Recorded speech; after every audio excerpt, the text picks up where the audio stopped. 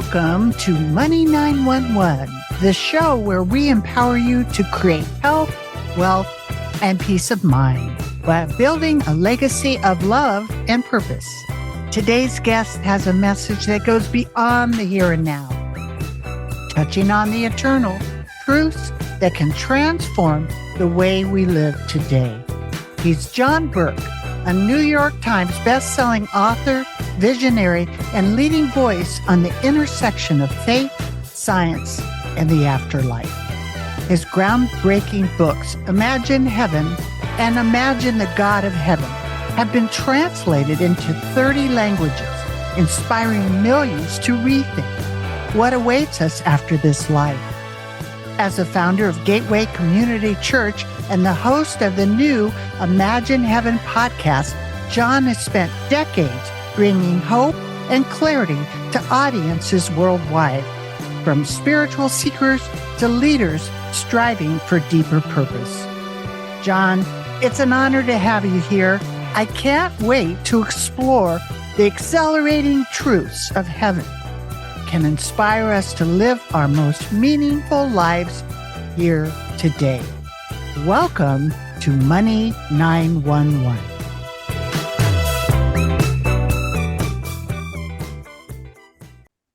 All right, John, it is a complete honor to have you here. Thank you so much for joining us.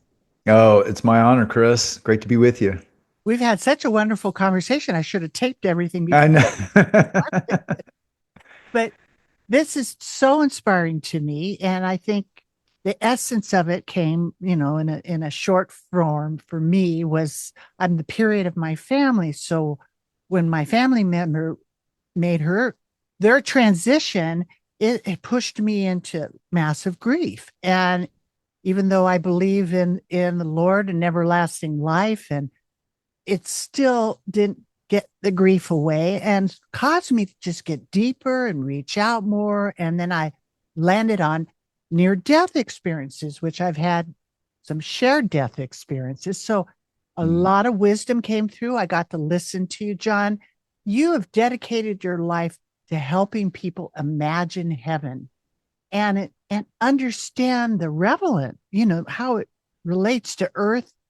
So there's a defining moment, right, that set you on this path that shaped your faith and mission. What would you say that is?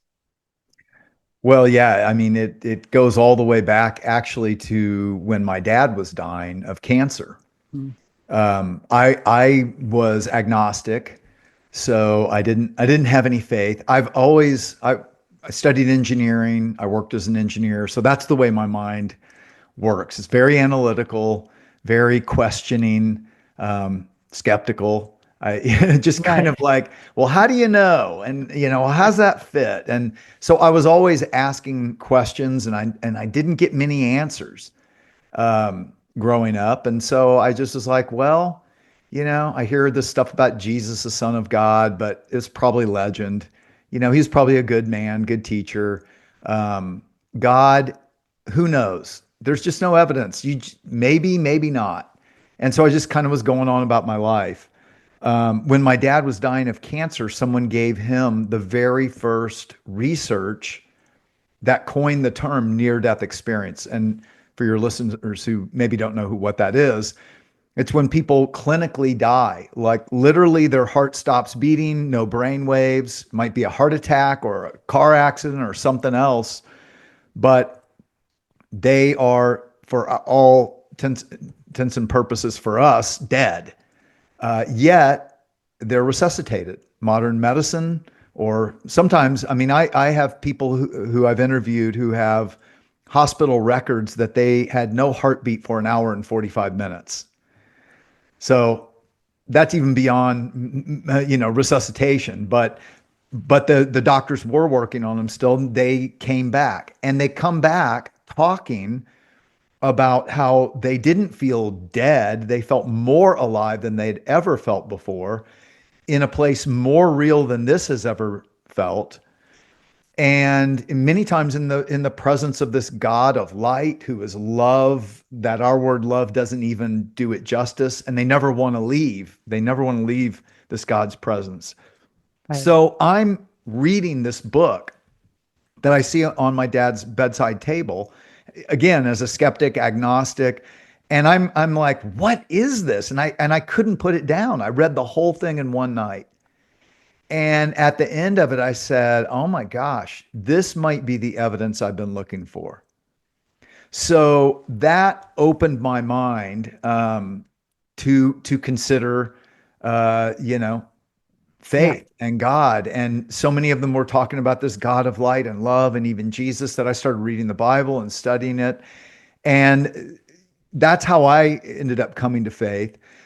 But then I was always curious. So I was working as an engineer. I kept coming across more and more of these near-death experience stories. I was also studying, and trying to understand my Christian faith. And I gave my first talk on this at the University of California, Santa Barbara in 1989. Mm.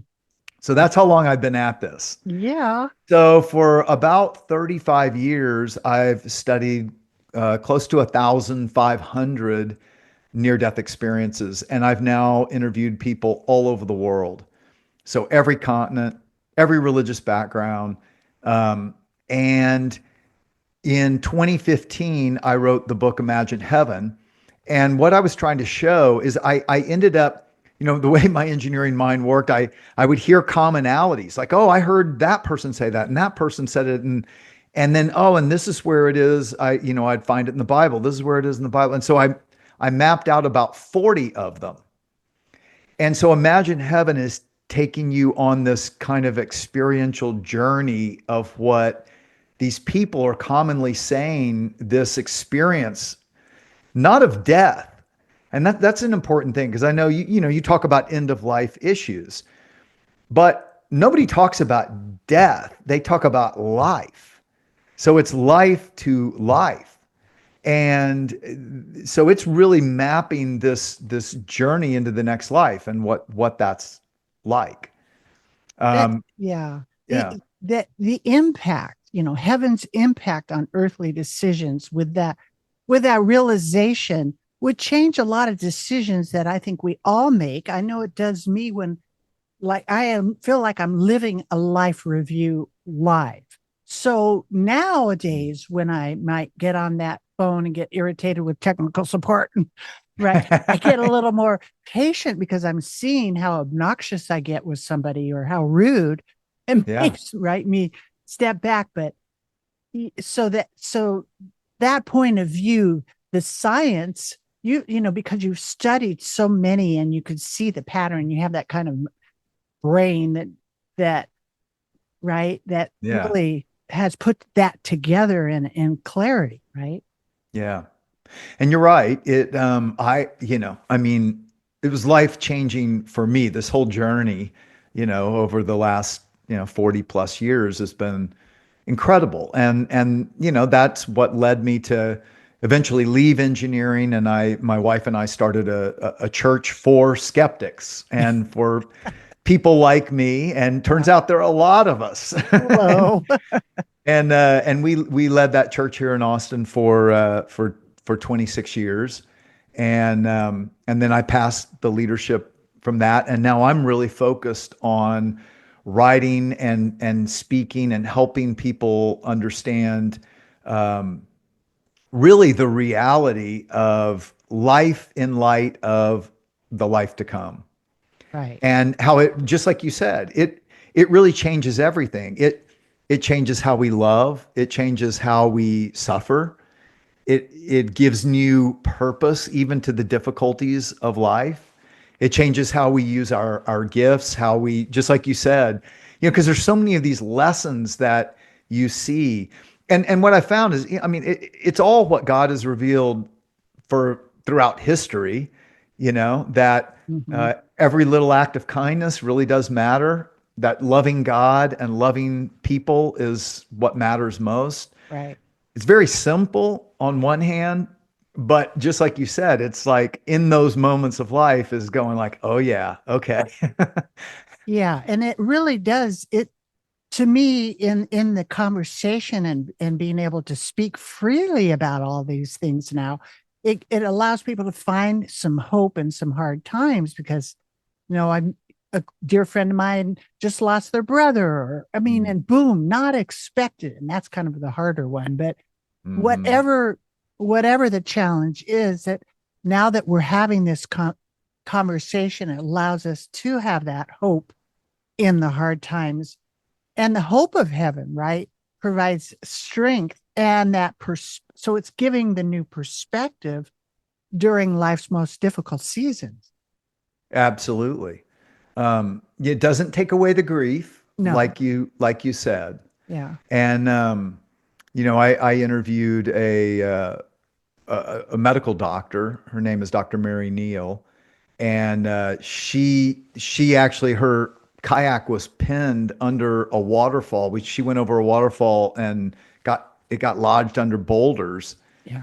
and she was not resuscitated for 30 minutes. So they couldn't find her body for 15, and then they worked on her for 15. But she came back talking about,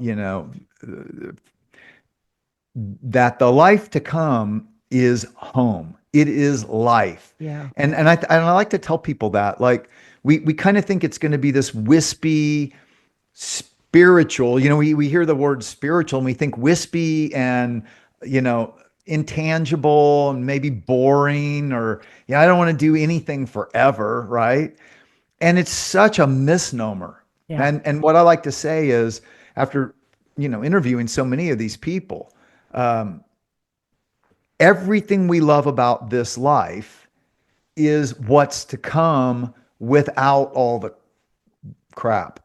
you know Exactly. No, exactly. And there's, and yeah, more, and exactly. so much And so more. I much mean, more. we face so Yeah. many limitations that we don't even realize Right. here. Right. And so life really is more continuous, and death really is stepping from one life into another life. And I'll address, maybe some people who are hearing this are like, well, these are just stories. How do you know this is true? And one thing that really convinced me that there was something to this is that, like Dr. Mary Neal and others said, when they left their body, when they first died, and they left their body, they're still themselves. They say in a spiritual body with not just five senses, more like 50 senses, but they also are able to see what's going on where people are trying to resuscitate them.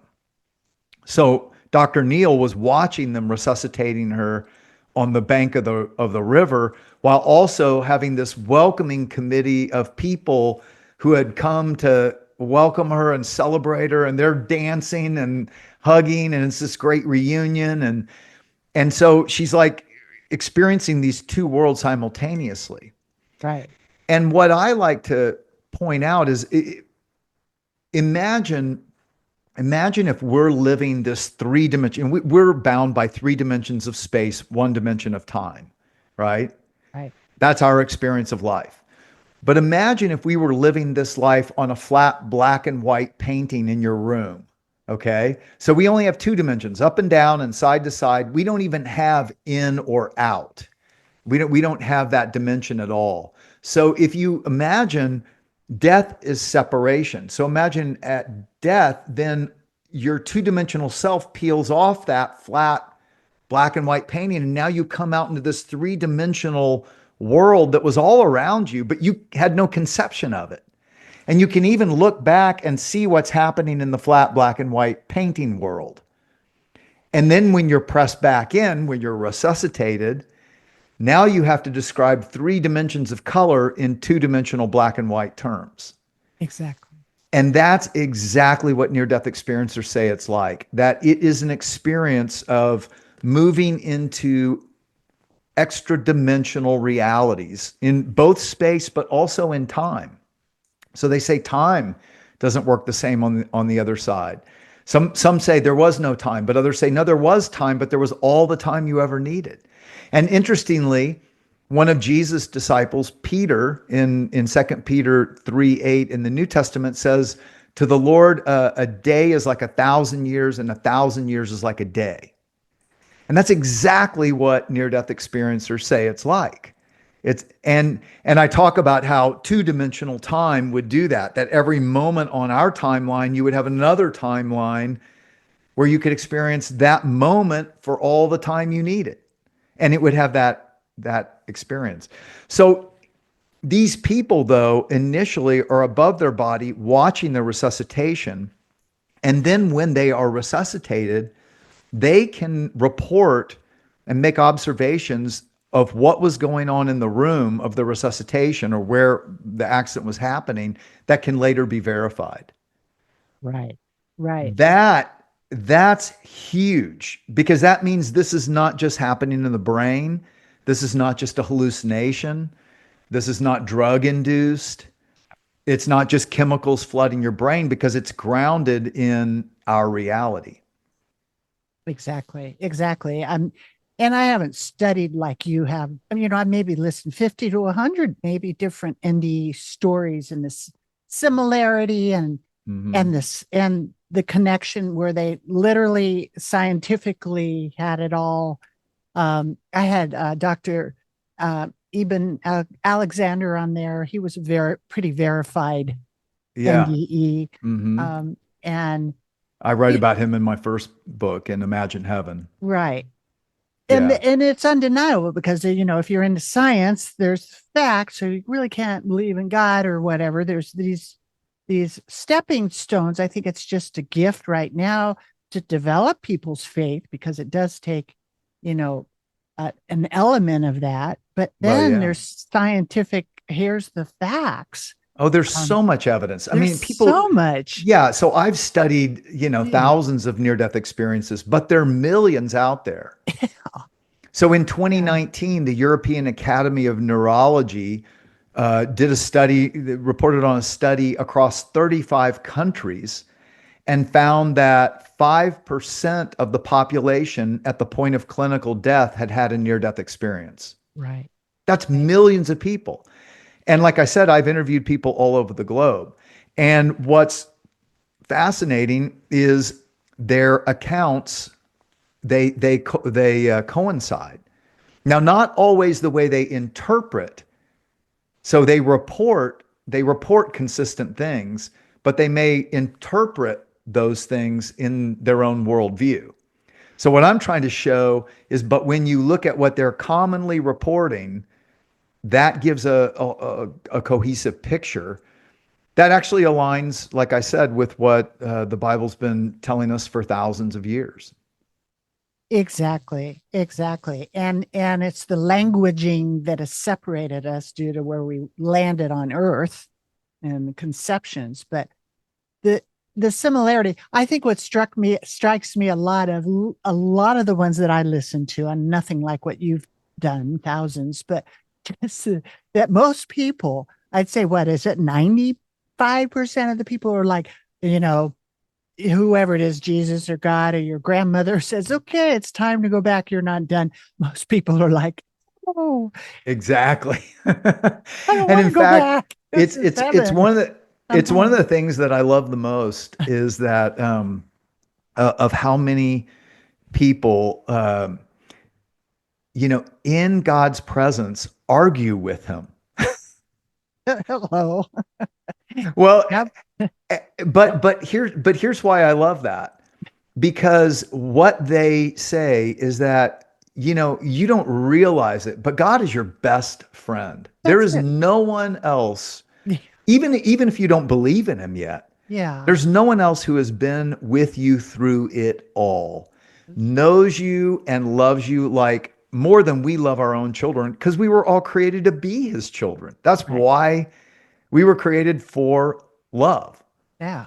and for his love Yeah. and to love one another. And so in his presence, they're like, no, I'm not going back. No way. It's hard down there. This is home. This Right. is where I'm. And he's like, Right. no, you got to go back. Right. I'm not going. I'm not. Right. Big fight with God. And a lot of them are like, boop, and they're sucked back in. Oh, it's just this thing. This glove is so tight. I But know. Like Dean Braxton told me, he said, after experiencing the beauty of heaven, and it's beauty. It's mountains, it's Oh, trees, and it's yeah. flowers and forests and Right. rivers and cities and people and activity and music and And music, laughter I know. and joy. Ooh. I mean, it's Oh, and he home. said, but it's beyond that, right? And he Yeah. said, when Jesus told me I have to go back Mm. and I went back into my body, he said it was like being put back in the sewer. It is. It, well, And and he it, said, and yeah, interestingly, he said right. this. He said, you know, for 2 years after that, I did not let myself say, I don't want to be here. Mm. And I asked him why, and he said, well, because I didn't want to be here. And I knew if I went there, I would sink into a depression. And many come back and they do sink into a depression. But Yeah. what he said, and this is very important, is he said, the Lord told me I still have a purpose to accomplish on earth. Yeah. And that's what I had to stay focused on.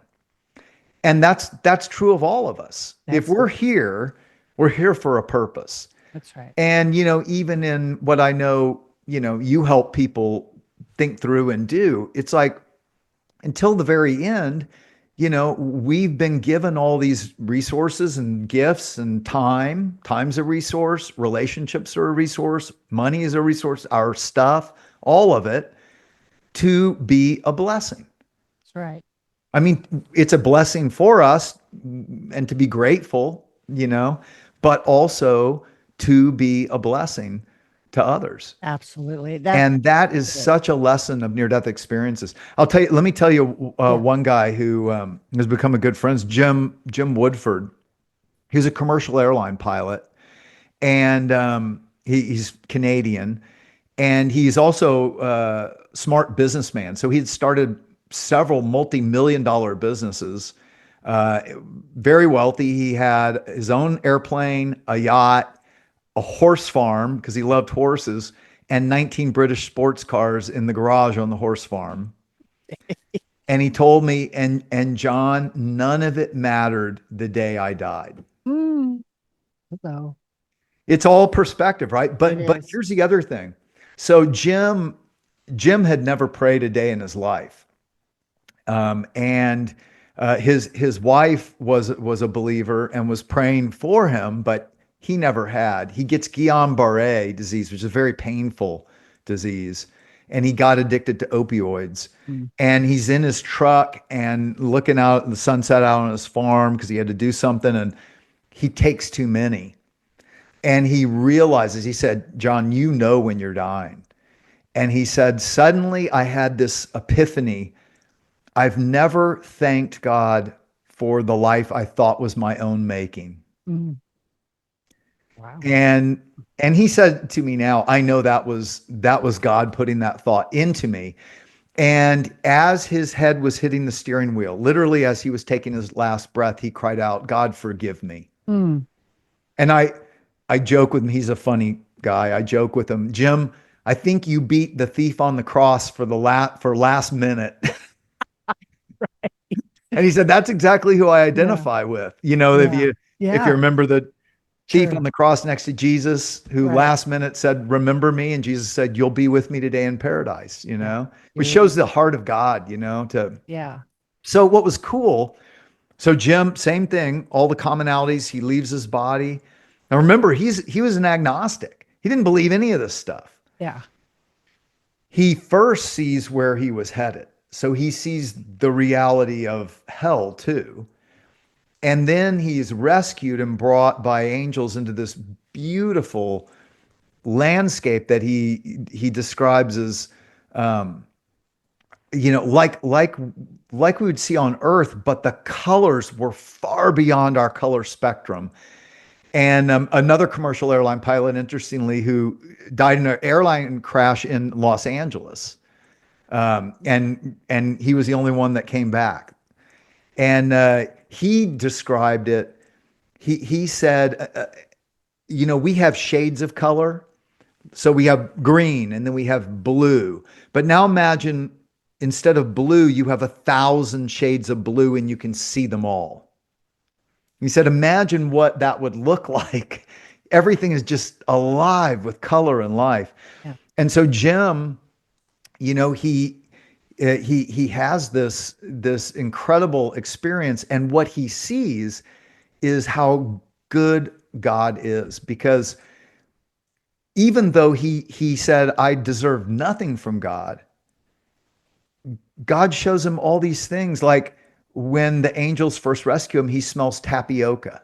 Well, tapioca is what his grandmother always made for him when he'd go over to her house on a snowy day in Canada. And it was just like home. And then the angel says, I want to show you something. And they rise up and they literally are flying above the holy city of God. And he's describing the same city in Revelation chapter 21 that John describes.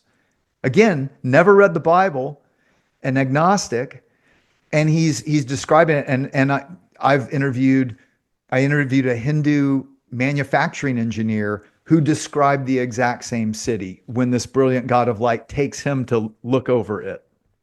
Amazing. It is so amazing. But he has this life review in the presence of Jesus, who he said, I thought was just a Jewish legend. And he said, now I'm looking at this magnificent being. And he said, he realized that his life, the deeds of his life would fit in a cheap roadside diner menu. That's and because he hadn't done much to love and serve others. He had been all about himself and his own aggrandizement. And he said, and yet, Jesus looked at me with sorrow, but such love, such forgiveness. And he said, from that moment, I realized not only how much he loves me, but how much I love him. And he said, from that moment on, I was his. And he's told me, and he said, I came back, I got a second chance, and I'm determined that next time when Jesus looks at the book of my life and my good deeds, he's going to need a dump truck to lift it. I mean, a forklift to lift it up. Right. Exactly. Isn't it shocking? It was shocking to me when I listened to the few that I listened to, when people were talking about their life reviews. It was like, wasn't all the money I gave to charity. It was like the simplest little thing, like paying for the little mom's groceries, or things that every little act of kindness. Kindness, So right? so that's what he saw. And that's what they consistently see. In fact, another thing that really convinced me was when people blind from birth have a near-death experience, they can see in their near-death experience. Yeah. And they have life reviews. So Vicky was one of those that I report on in the book Imagine Heaven. And in fact, Brad, I just launched a podcast, and I interview Brad, who is blind from birth. And you hear him describing vision for the first time, and seeing things in the room and describing them. But Vicky is there, and she's describing coming out of this dark tunnel.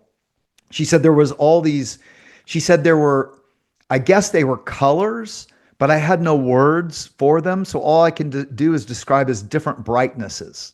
Mm-hmm. She described it as different brightnesses. Yeah. But she said she came out in this beautiful garden, the grass and trees and flowers and birds, and this group of people coming toward her. But what she said is the light was not just light like you would feel on earth. It was love and life all together, and it was coming out of everything. Yeah. Right. And now think about this, because Vicky is not the only blind person who's described the light of heaven like that, and that's what sighted near-death experiencers describe the light of heaven as. But most people don't know that that's exactly what John describes in Revelation 21. He says he's looking out over that same city that these other people have described, and he says there's no sun or moon because the glory of God is its light, Right. and the nations will walk in that light. Yeah. And that's exactly what blind people are saying. And so then Vicky has this life review. Well, she sees Jesus there, She knows it's him. He's brighter than the sun, but she can look at him, and she runs to him and he hugs her, and then he gives her a life review. But in the life review, what's consistent? Well, what I was going to say, that the other thing that convinced me is she sees herself interacting with the other girls that she grew up with, and she grew up in a home for blind children. And she's able, when she comes back and is resuscitated, she's able to describe in front of the house mother who raised her what some of those kids did and how they looked and how they acted, but she had never seen them. But Right. she was accurate because she had actually seen them in her life review in heaven. Isn't that amazing? It is so amazing. It's so amazing. To me, it's so exciting. And I believe that the times we're in, heaven is going to be coming to earth. We're going to have some, shake, rattle, and roll kind of things first to wake everybody up. But No, that's I the think we plan, already are. Yeah, we're right? starting to We we're starting to are. feel the rumblings. Yeah. And it's But wake them up. But what I was going to say is, the consistent theme in the life review, again, time works differently. Yeah. So in God's presence, you revisit your life. So Vicky, like, she re-experienced almost like from a panoramic three-dimensional, you're watching it happen, lived out again, but she's also experiencing all her own thoughts and feelings, but she's also able to experience the thoughts and feelings of the people she interacts with. And the whole emphasis is on relationship, just like you said. And what God, and they come back saying this consistently, is, I saw all my rights and I saw my wrongs, and I didn't feel condemned by God. I just felt loved by God. But I clearly saw my rights and wrongs, and I knew, you know. And he said, Yeah. but I felt this incredible love and compassion and forgiveness offered by God. Um, but I also realized, and this is consistent, they'll say that God is love, and how we love or how we treat one another is what matters most to God. And that it actually has a ripple effect through humanity. And some actually saw that. Like, Mm. Jesus showed Dr. Mary Neal how one little act of kindness to this person went to that person, to that person, to that person, and one mean act, how it went here to here to here, and the these ripple effects that we don't really see. Right. But That's and true. I think that's exactly what Jesus meant in Matthew chapter 25 when he said, one day we'll all stand before the King, and he was talking about the King of the universe, and he'll say, "Blessed are you, come into my kingdom, for I was hungry and you fed me. I was naked and you clothed me. I was sick and you visited me. I was in prison and you came to see me. I was all these little things, right?" Yeah. It's And it says, they will say to him, when did we see you sick or hungry and do these things for you? And he said, when you did it to the least of these brothers or sisters of mine. In other words, the least important human, or it might be just your relatives or your family or your next door neighbor or your coworker that you right. can't stand. Right. But here's the powerful thing. It turns it all upside down, because it means that all those little things count. Yeah. All those things matter. And then everything else is commentary, right? So how much money we have is just commentary on how much good we can do. It doesn't mean we can't keep it for ourselves. It doesn't mean we can't invest it and, have fun with it with our families. But, you know, it's we can make a difference. We can make a bigger difference. And it's not just, like you said, big differences. I'll tell you one that was really like a shocker for me. So again, I started a church, right? That grew to thousands of people. So like I said, it was a church for skeptics, a safe place to come and ask your questions and explore and hopefully find faith and grow in faith. And, we saw thousands of people come to faith. And so there were 5,000 people. And I interviewed a pastor who had a near-death experience, who had very similar, started a church. It had grown to 5,000 people. They were doing all this good in the city. And he's on the operating table. Something went wrong. He leaves his body. He's up above. He's there watching what's going on in the operation, and God's there with him. And he said the same things. I felt the most incredible warmth and acceptance and love, like you're with your best friend and Right. you're with the person who loves you more than any. He said, but he asked me a question. He said, "What are the names of your children's best friends?" And he said, "I had seen him over at the house a lot. I was always nice to them, but I couldn't answer him. I didn't even know their names." And what he realized is that, yeah, you're doing all this big, great good, even through church, through religion, right? Yep. But you're missing the people I've put right in front of you that I want you to love. It's all about love. That's it. That's Love God and love the person that is right in front of you, whether it's easy or hard. And yeah. that's it. That's it. Even a child could understand. I mean, Well, I know. no, it doesn't have to be more complicated. No. But man, is it hard to do. Oh, yeah. One guy that I interviewed, he was a college professor, and his story is fascinating because he was an atheist when he died, and literally in this outer darkness that Jesus talked about, where he is being, first he was deceived, and then it's he said it was like the worst prison scene you can imagine. Mm. And in his desperation, he cries out for Jesus to save him. He didn't believe in Jesus. He had mocked Jesus his whole life. But in his last, I guess, Hail Mary, he cried out, and he says, "Into this darkness comes this light, gets brighter and brighter until it's brighter than the sun. Arms reach out, pick him up, take him out of there." And he said he was just bawling like a baby because he realized how wrong he was. And here he was in the presence of the most loving, kind, wonderful best friend he had ever known. And he gives him life review, all that, and he sends him back.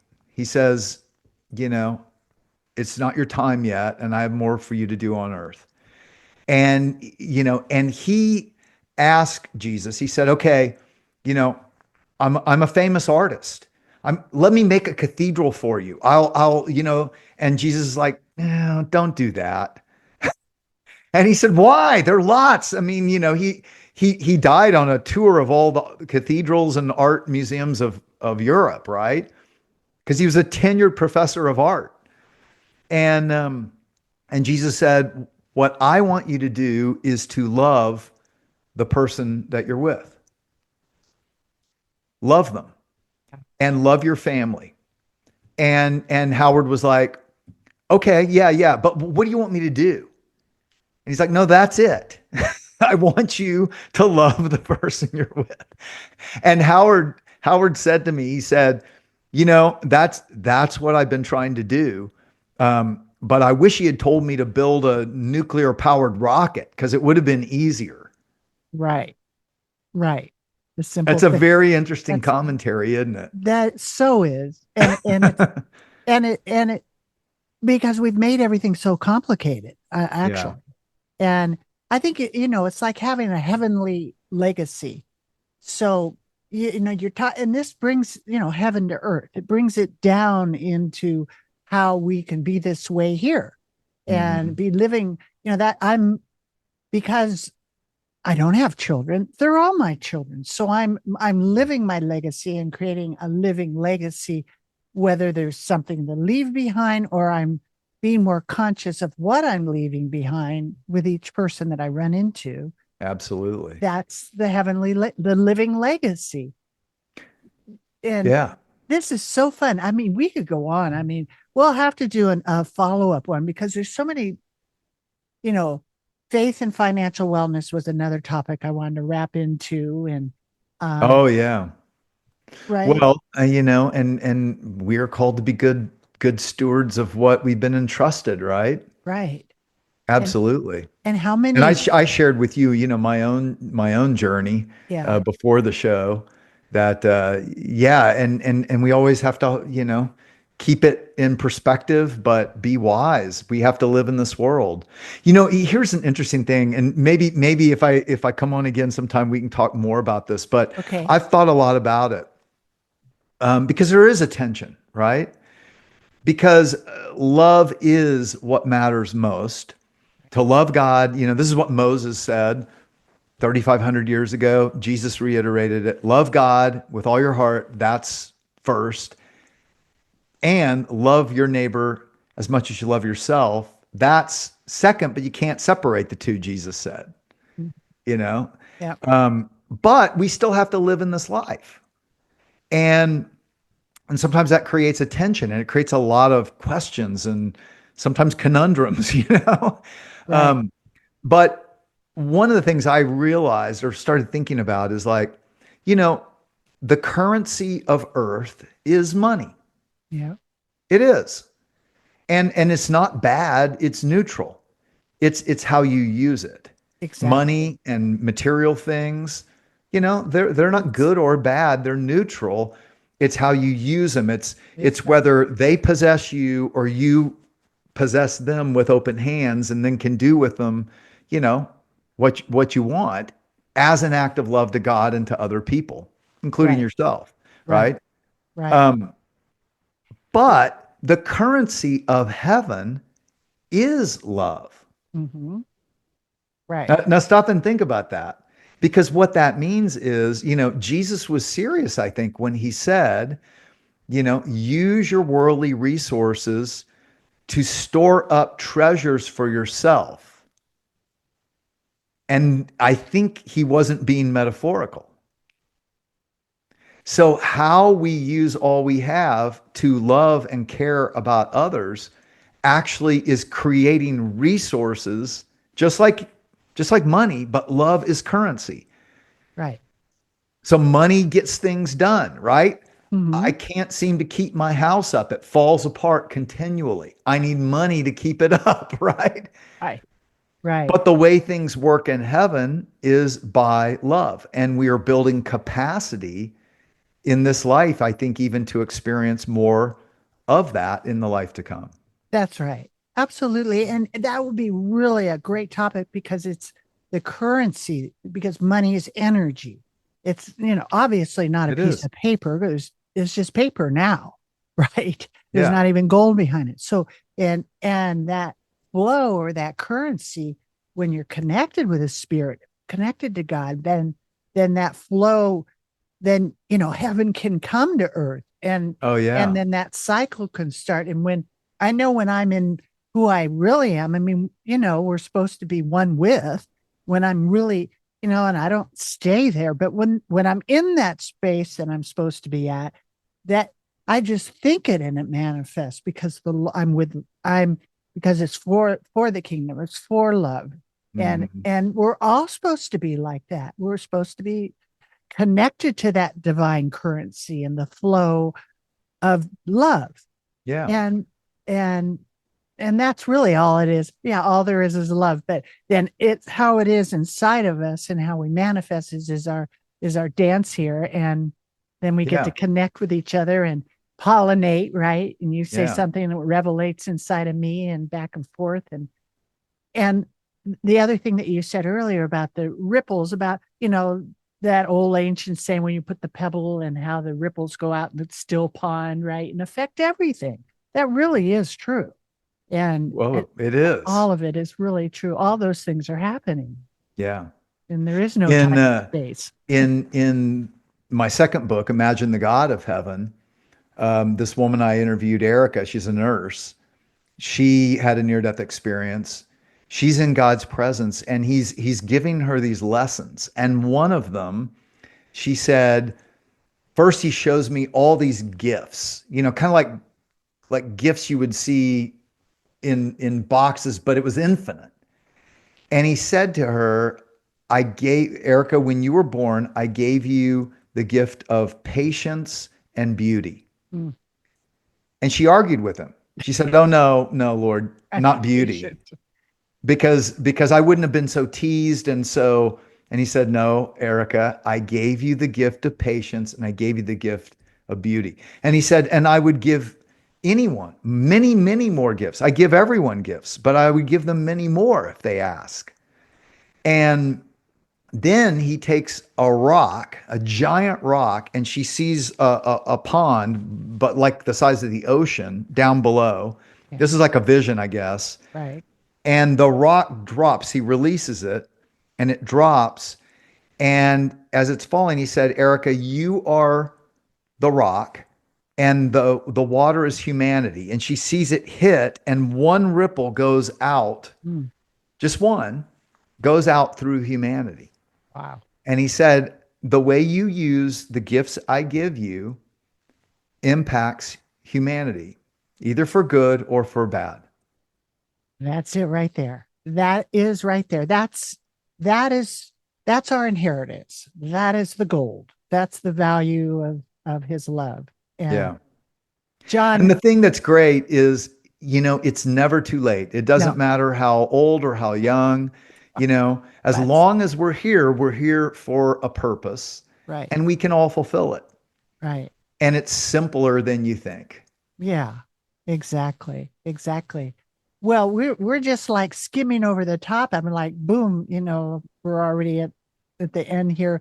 Anybody that's listening, go ahead and put in the post any deep dive that you want to do about this subject, because to me, I want to talk about this like I do, taxes or death or money, or it's, the energy, the currency that make this a common conversation to help people get through grief. And really like to do, there's a lot of things that we could do another deep dive on. And it's just an honor and a privilege to be able to talk to you. I feel like, I've known you forever and very comfortable. And it's so nice to be able to share this with many people. So well, I hope it encourages your listeners. Yeah. So I'm not going to say goodbye because there is no goodbye, right? So we shall return. How about that? Sounds good. All right. Thank you so much, brother. Thank you.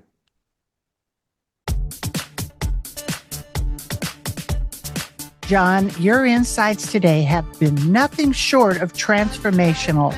You reminded us that imagining heaven isn't just about what's to come. It's about how we live right now with purpose, love, and joy.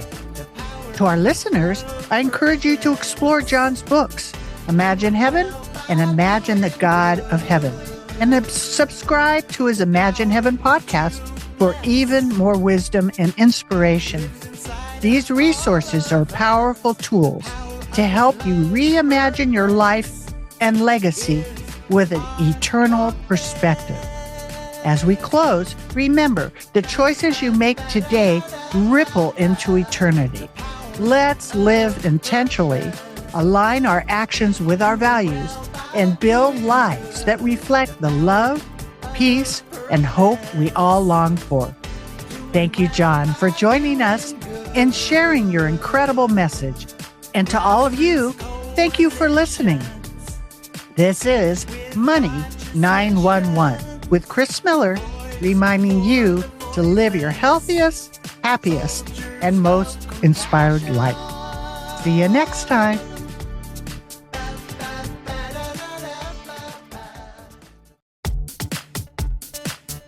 There's so much to learn about healthy money. I hope today's discussion brings you one step closer to securing and protecting your future. So you can get started on the right foot, go to meetwithkrismiller.com and schedule your free financial fitness strategy session. Thank you for listening, and please subscribe to Money 911 so you don't miss our next episode, which includes health, wealth, and peace of mind.